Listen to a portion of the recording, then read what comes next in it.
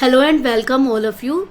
Thank you Rajesh for requesting this topic, and with this topic only we will be starting our series on communication जिसमें हम different model discuss करेंगे communication के. But before this I would like to thank all of you for giving such a huge response to my videos on finance and accounting and liking all those video. और मैं hope करती हूँ आप ऐसे ही हमारी videos को like करते रहेंगे और हमारे चैनल को सब्सक्राइब करेंगे और अपने वैल्यूएबल कमेंट्स देते रहेंगे सो दैट हम आपके लिए और भी वीडियोस बना सकें और ऐसे ही आपकी लर्निंग प्रोसेस जो है वो कंटिन्यू होती रहे. So coming to the topic, Aristotle model जो है ये गिवर इसको दिया गया था. अरिस्टोटले जो कि एक ग्रेट फिलोसफर है और अलेक्जेंडर द ग्रेट के ही इज़ द टीचर. उन्होंने अलेक्जेंडर द ग्रेट को टीच किया था और ये मॉडल जो है 300 BC से पहले का है, तो उसी से आप एस्टिमेट कर सकते हो.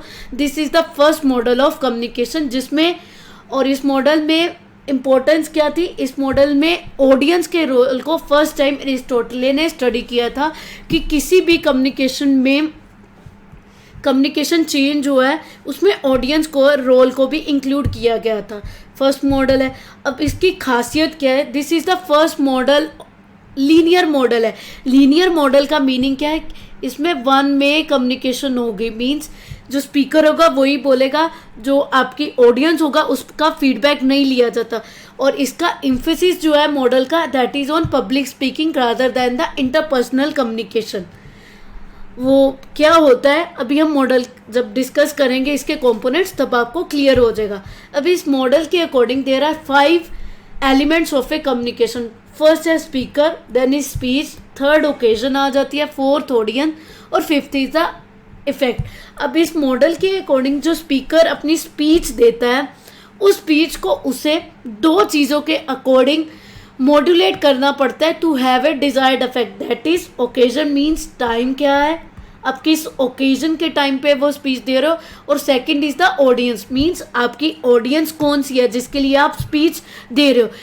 टाइम और ऑडियंस के अकॉर्डिंग स्पीकर को अपनी स्पीच में चेंजेस करने चाहिए so has to have a desired effect. Desired effect क्या हो गया कि स्पीकर जो चाहता है लोग काम करें वो लेकर आना. अब स्पीकर क्या चाहेगा, वो चाहेगा कि यहाँ तो ऑडियंस कुछ एक्टिविटी को परफॉर्म करे और यहाँ ऑडियंस जो है पर्टिकुलर एक्टिविटी को परफॉर्म ना करे. अब एग्जांपल जैसे इंडिया में जब भी इलेक्शन होते हैं तो हम देखते हैं कि जितने भी हमारे पॉलिटिशियन हो वो डिफरेंट स्टेट्स को जब विजिट करते हैं तो उस स्टेट में जब अपनी स्पीच देते हैं जाते ही, तो फर्स्ट टाइम थिंग जो वो करते हैं जब वो ग्रीट करते हैं किसी स्टेट में जाकर ऑडियंस को, जो उनकी भी जितने भी लोग वहाँ पर होते हैं, तो वो क्या करते हैं ग्रीट करने के टाइम पे फर्स्ट थिंग क्या करते हैं, वहाँ की लैंग्वेज की जो पर्टिकुलर थिंग होती है उसी लैंग्वेज के अकॉर्डिंग ग्रीट करते हैं. जैसे बंगाली में जाएंगे तो बंगाली लैंग्वेज में उन्हें इंटरेक्ट करेंगे. अगर उन्हें पूरी बंगाली नहीं आती तो एटलीस्ट जो स्टार्टिंग में जो फर्स्ट वर्ड होता है हेलो ऑडियंस वो नहीं कहेंगे, they will try to communicate in Bengali. ऐसे ही पंजाब में जाएंगे तो पंजाबी बोलेंगे, नॉर्थ ईस्ट में जाएंगे तो नॉर्थ ईस्ट बोलेंगे. तो ऑडियंस के अकॉर्डिंग वो इंटरेक्ट करने के लिए, अपने आप को ज़्यादा इंटरेक्टिव बनाने के लिए, इफेक्टिव होने के लिए वो ऑडियंस के अकॉर्डिंग अपनी स्पीच में मॉड्यूलेट करते हैं. और सेकंड थिंग आ जाती है टाइम क्या है, आप किस टाइम पे कर रहे हो.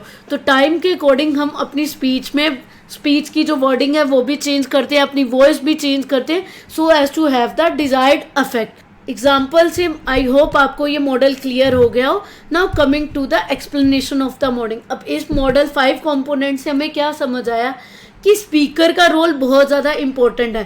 तो बेसिकली ये स्पीकर ओरिएंटेड मॉडल है. जो स्पीकर कहेगा ऑडियंस वो सुन रही है और स्पीकर की जो लैंग्वेज है, स्पीच कैसी है, उसी के अकॉर्डिंग आप इफेक्ट आता है. हम आज भी हिटलर जो है उसको याद करते हैं बिकॉज वो बहुत ही इन्फ्लुएंशियल था.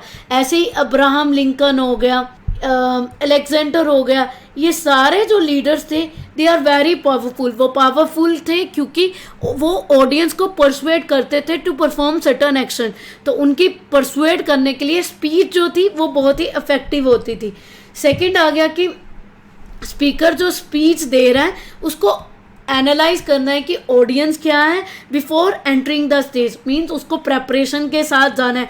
आजकल आप देखोगे कि जितने भी ये पॉलिटिशियन होते हैं उनकी एक टीम होती है जो उनके लिए स्पीच प्रिपेयर करती है। तो वो इसीलिए सो दैट वो स्पीच जैसे अगर हम यूएन में कोई लीडर हमारा यूएन में स्पीच दे रहा है तो स्पीच की वर्डिंग डिफरेंट होगी। वही अगर लीडर इंडिया में इंटरेक्ट कर रहा है तो उसकी स्पीच की वर्डिंग डिफरेंट हो जाती है। नेक्स्ट आ जाता है कि ऑडियंस का रोल पैसिव होता है, ऑडियंस फीडबैक नहीं देती, वन वे कम्युनिकेशन मॉडल है, लीनियर मॉडल है ये। तो ऑडियंस जस्ट लिसन कर रही है, he does not give any feedback. Aristotle ने एडवाइस किया था जितने भी स्पीकर हैं अपनी स्पीच को अगर वो इफेक्टिव करना चाहता है तो उन्हें दो चीज़ें देखनी होगी, one is the time occasion और दूसरा उनको देखना पड़ेगा ऑडियंस के so has to be effective. तो यही ऑडियंस और टाइम जो है उसके अकॉर्डिंग अगर वो मॉड्यूलेट कर लेता है कोई भी स्पीच को तो वो एक इफेक्टिव लीडर बन जाता है, वो पर्सुएट कर पाता है स्पीकर ऑडियंस को टू परफॉर्म सर्टेन एक्शंस। अब एग्जांपल लेते हैं, रिसेंटली आप सबने देखा होगा हमारे जो पीएम श्री नरेंद्र मोदी जी हैं उन्होंने कोविड-19 के अकॉर्डिंग कोविड-19 वॉरियर्स जो हैं उनको मोटिवेट करने के लिए आप सबको क्लैप और चाहे क्लैप करो आप या डिफरेंट यूटेंसिल लेकर थाली बजाना, उन सब के लिए हमें मोटिवेट किया था। तो यहाँ पर अगर हम इस एग्जाम्पल को देखें तो यहाँ पर स्पीकर कौन थे, हमारे पीएम। उन्होंने स्पीच क्या दी थी, स्पीच में आपको लॉकडाउन की आपको गाइडलाइन बताई थी और सेकंड थिंग आपको परसुएड किया था क्लैप फॉर कोरोना वॉरियर्स। जितने भी कोरोना वॉरियर्स हैं उनको मोटिवेट करने के लिए आप सबको क्लैप और थाली बजाने के लिए प्रिय। ओकेजन क्या था, कोरोना की डिसीज़ के लिए हमें कोरोना वॉरियर्स को मोटिवेट करना था कोविड-19 डिसीज़ में जो हमारे लिए डिफरेंट जाकर पब्लिक में रिस्क कर रहे हैं अपनी लाइफ को, उन सारे कोरोना वॉरियर्स को मोटिवेट करना था।